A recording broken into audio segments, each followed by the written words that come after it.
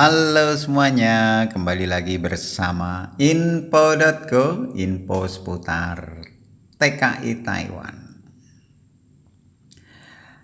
Oke guys, masih bersama saya di info TKI guys, khususnya TKI Taiwan ya.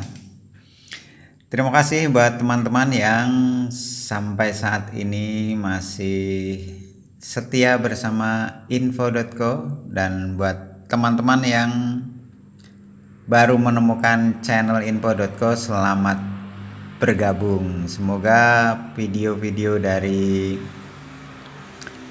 info.co ada manfaatnya dan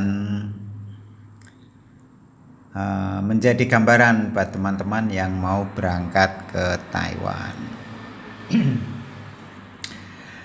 Oke, di edisi kali ini aku akan menjawab beberapa pertanyaan dari teman-teman info.co yang kebanyakan bertanya bukan di kolom komentar ya, tapi bertanya di lewat chat di WA saya.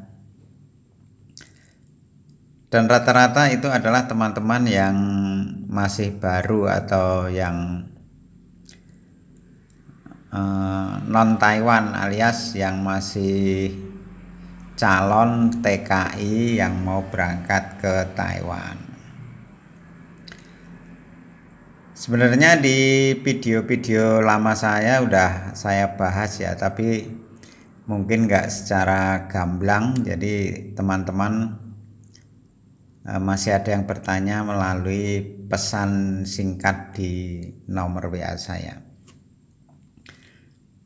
Pertanyaannya itu sekitar pekerjaan ya, jadi ada beberapa teman yang bertanya kurang lebih itu seperti ini.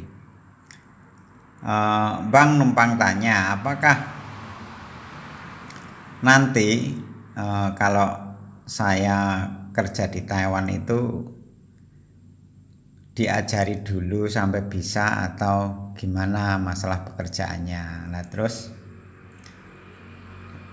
saya jawab sebenarnya melalui pesan singkat di WA itu, cuman kali ini saya juga akan menjawab lewat video ya.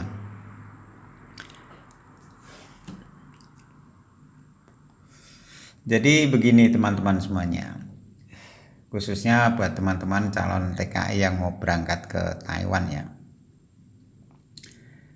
Setelah teman-teman semuanya itu proses di PT yang ada di Indonesia dan jobnya itu udah turun, setelah itu singkat ceritanya, setelah itu teman-teman semuanya itu terbang dan menuju negara Taiwan untuk bekerja ya. Nah setelah sampai di Taiwan, teman-teman akan dihadapkan dengan pekerjaan yang baru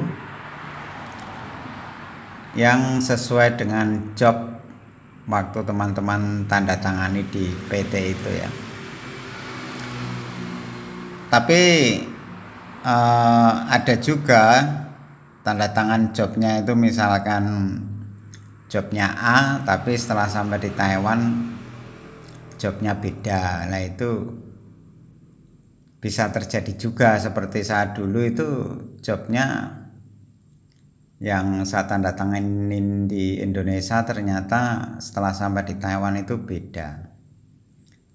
Tapi ya nggak apa-apa lah, maksudnya yang jelas kita bekerja gitu saja ya. Jadi setelah sampai di Taiwan itu dihadapkan dengan pekerjaan, nah itu pasti diajari teman-teman ya, pasti diajari. Jadi teman-teman itu jangan minder atau jangan takut kalau tidak bisa bekerja ya, pasti diajari dulu, namanya kita baru pasti diajari. Jadi seandainya di pabrik itu, di tempat kerja yang ada di Taiwan itu tidak ada orang Indonesianya, pasti akan diajari sama orang Taiwan atau mandornya ya. Jadi begitu datang di Taiwan, nah itu pasti diantar sama penerjemah bahasa.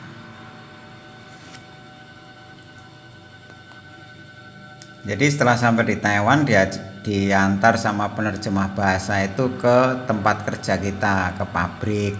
Misalkan yang job pabrik ya ke pabrik. Nah itu nanti kita dipertemukan sama orang Taiwan, khususnya mandor lah ya, mandor yang bertanggung jawab tentang produksi pabrik yang akan kita yang akan menjadi tempat kerja kita. Nah nanti ditunjukkan kerjanya itu seperti ini. Itu pasti diajari. Itu didampingi sama penerjemah. Ini kalau pengalaman saya ya. Didampingi sama penerjemah. Jadi mandor mengatakan pakai bahasa Taiwan. Misalkan teman-teman semuanya tidak paham atau belum paham bahasa Taiwan, nah itu nanti diartikan sama penerjemah. Jadi kita dipandu dulu sama penerjemah sampai bisa. Ya kalau saya dulu itu hampir berapa jam ya, 3 jam atau berapa itu didampingi sama penerjemah dulu. Nah setelah bisa ya udah dilepas terus penerjemah pulang. Nah besoknya lagi itu penerjemah telepon, biasanya telepon, gimana pekerjaan kamu bisa melakukan pekerjaan itu. Nah, kalau tidak bisa ya silahkan apa kendalanya, nanti kita akan bantu, biasanya begitu penerjemah itu. Nah setelah kita bisa ya udah dilepas, intinya itu pasti diajari teman-teman, nggak diajari ya. Kalau nggak diajari ya nggak bakalan kita bisa, soalnya itu kan pekerjaan yang baru ya. Nah itu kalau tidak ada orang Indonesianya. Tapi kalau yang pabrik yang ada orang Indonesianya, itu pasti diajari sama teman-teman kita, teman-teman TKI yang udah duluan bekerja di pabrik setempat, misalkan di pabrik A gitu ya, tempat teman-teman bekerja. Lah itu pasti diajari, Mas caranya begini, Mas sistem kerjanya begini, lah pasti diajari begitu. Itu diajari juga sampai bisa. Setelah kita bisa ya sudah dilepas begitu. Tapi teman-teman semuanya nggak usah minder,